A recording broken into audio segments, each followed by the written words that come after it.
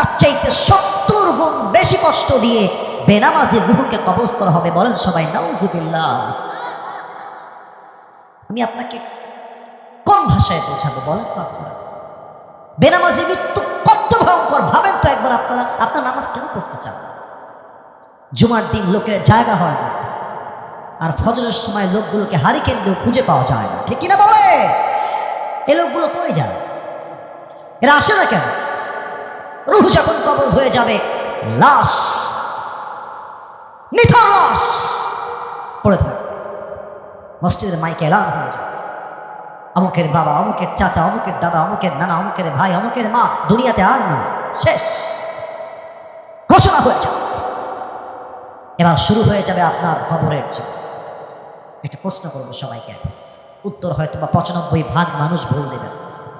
আগেই সাবধান করলাম যেন উত্তরটা সঠিক পাই, ভেবে উত্তরটা বলেন তো। কবরে প্রশ্ন হবে মোট কয়টা?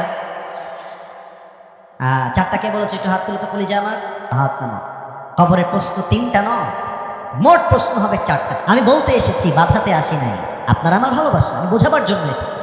4টা প্রশ্ন, আমি উত্তর চাই সবার থেকে। প্রশ্ন করছি, প্রথম প্রশ্ন, রূহ কবজ হয়ে যাবে, লাশ দাফন হয়ে যাবে, রিলেটিভস, ফ্রেন্ডস, সার্কেল, আত্মীয় স্বজন, বন্ধু বান্ধব কবর থেকে 40 কদম দূরে যাবে, 2 জন ফেরেশতা আসবে। প্রথম প্রশ্ন, এসেই বলবে মার রব্ব। বলেন তো আমাদের রবকে? এটা নওগাঁর সাউন্ডে আল্লাহর ডাকতে হয় নাই তো? বলেন আরেকবার, বলেন সবাই আমাদের রব কে? আল্লাহ আমার রব। বলেন না, আল্লাহ আমার রব। দমে দমে তোর মনে তারি অনুভব, তোমার দুনিয়াতে আমি যেদিকে তাকাই, অথই নিয়ামতে ডুবে আছি সবাই। পাখ পাখালির কণ্ঠে শুনি তাসবিহ করো রব, তাসবিহ করো রব। আল্লাহ আমার রব, এই রবই আমার সব। বলেন সবাই রবকে। আর একবার বলেন সবাই রবকে। এবার ফেরেশতা 2 নাম্বার প্রশ্ন করবে, ওয়ামান নাবিয়্যুকা তা'রিফু হাযা রাজুল। একজন ব্যক্তিকে আপনার সামনে দাঁড় করিয়ে দেওয়া হবে। ফেরেশতা ডাক দিয়ে বলবে, বলো তো এই মানুষটা তোমার কে হয়, চিনতে পারছো কিনা? যাদের মুখে নবীর সুন্নাহের দাড়ি ছিল, যারা আজীবন নবীর সুন্নাহকে মেনেছে, সে বলবে হাদা নবিয়ুনা মুহাম্মাদুর রাসূলুল্লাহ সাল্লাল্লাহু আলাইহি ওয়াসাল্লাম। এটা তো আমার প্রিয় নবী, অন্য কেউ নয়। আমার দিকে তাকান, আমার মুখে এটা কি?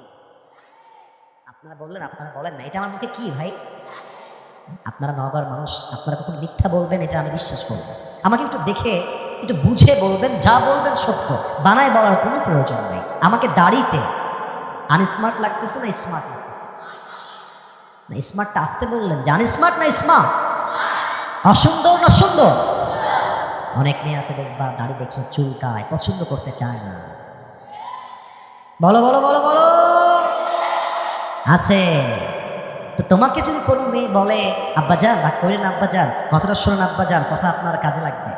যদি কোনো মেয়ে তোমাকে বলে যে আপনাকে দাড়ির জন্য আমি বিয়ে করতে পারবো না, আপনাকে আমার পছন্দ হচ্ছে, দাড়ি দেখেছেন তো খ্যাত লাগছে, তো ওকে বলবো আপু একটু সাইডে আসে 1 মিনিট, একটু সাইডে 1 মিনিট কথা বলবো আপনার সাথে ভদ্রতার সাথে।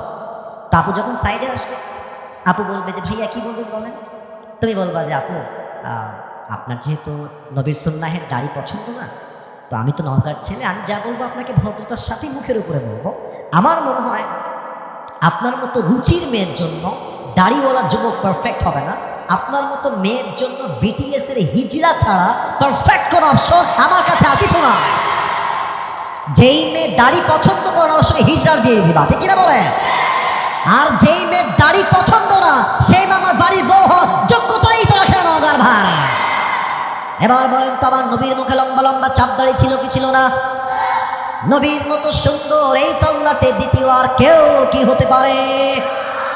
যাদের চেয়ে সুন্দর তুমি নবী আমার কামলিওয়ালা, দো জাহানের বাদশাহ তুমি প্যারা নবী সাল্লাল্লাহু আলা, দো জাহানের বাদশাহ তুমি প্যারা নবী সাল্লাল্লাহু আলা, যাদের চেয়ে সুন্দর তুমি নবী আমার কামলিওয়ালা। সুবহানাল্লাহ পড়বেন না আপনারা সবাই? এবং এই পয়েন্টে একটা কথা বলে শেষ করতে